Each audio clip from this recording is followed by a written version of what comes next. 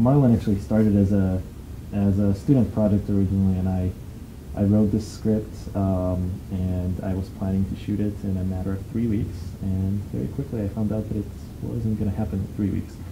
And I loved the concept, but I didn't really like my script at the time, so I actually started revising it and decided to just make it a bigger project. And then after a couple months of revisions, I actually brought on a writer who put a whole new twist on it, and that's how the story started. It was basically a dark fairy tale. It was a twist on classic fairy tales with the story of Santa Claus mixed into it. I wanted the movie to feel as if it was as old as Marlin is in the movie himself. And in order to do that, I felt like we should stay away from computer graphics, from special effects, and we should use more traditional methods and traditional techniques used in filmmaking, perhaps 20, 30 years ago, such as rear screen projections, elements of stop motions, big fantasy sets, as opposed to simply green screening everything and using CGI. We wanted the viewer to feel as if they're watching this ancient world where everything is so old and so decrepit, and at the same time this man is struggling to hold on to his childhood. I wanted to show the story not only through the eyes of just any kid, but I really wanted to show it through my eyes when I was a kid, and I feel that my childhood was different. I didn't grow up in the States. I grew up in Eastern Europe at the break of communism in Poland, where things were very different. The world was, or not the world, but everything around me, the houses were destroyed. There was a lot of gray shades, but at the same time, childhood seemed carefree and very simple. And somehow I just wanted to put that positive energy, I guess, into this film, into the character of Fawn. What were the challenges in this film? Now, this film was a huge learning experience for me. When I set out to make it, I absolutely did not expect that scale of production. I did not expect that many challenges, that many obstacles, yet at the same time I felt like we did a pretty good job for what we started with. Shooting a film in a very unique style was a major challenge. I talked about my ideas a lot with my crew, with my production designer, with my producers. The fact that I wanted to shoot rear screen projections was important for me to shoot rear screen projections as opposed to just a simple green screen for the aesthetic of it.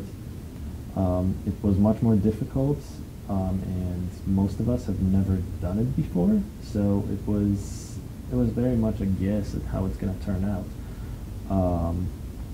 And unfortunately, we had a projector blow up on set. So we had to go back to the green screen, and the green screen failed us as well.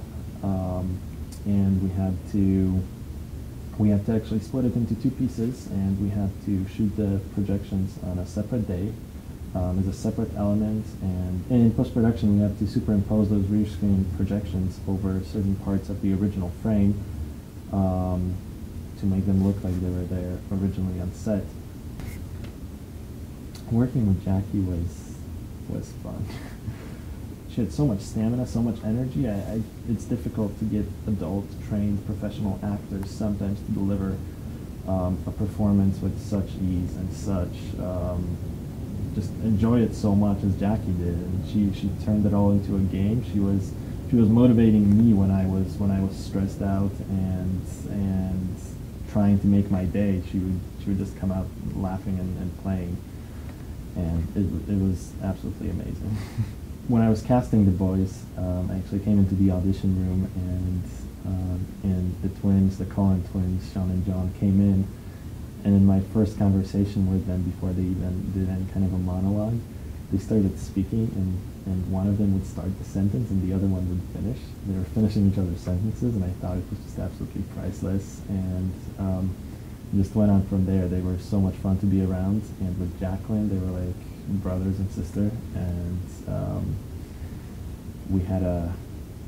I had to scare them sometimes to get them into the right mood on set. And we were in a dark, scary European mansion, so it wasn't that difficult. We actually did a little tour of the basement, which was a really creepy place. And at first they were a little afraid, but then they actually went down there and saw that I was actually kidding them.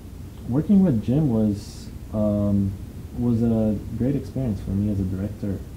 Jim is a trained professional actor with a lot of experience.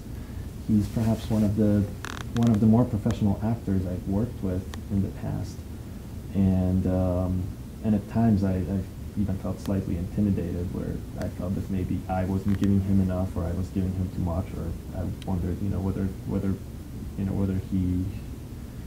whether he can do something better without my direction or with different directions. So it was definitely a great experience. I felt that I set off with a certain idea for what Marlin's character should be like, and when Jim came in, he just brought in something completely different into that character, and he really made it his own. And at first I was slightly resisting it, and trying to push him the other way.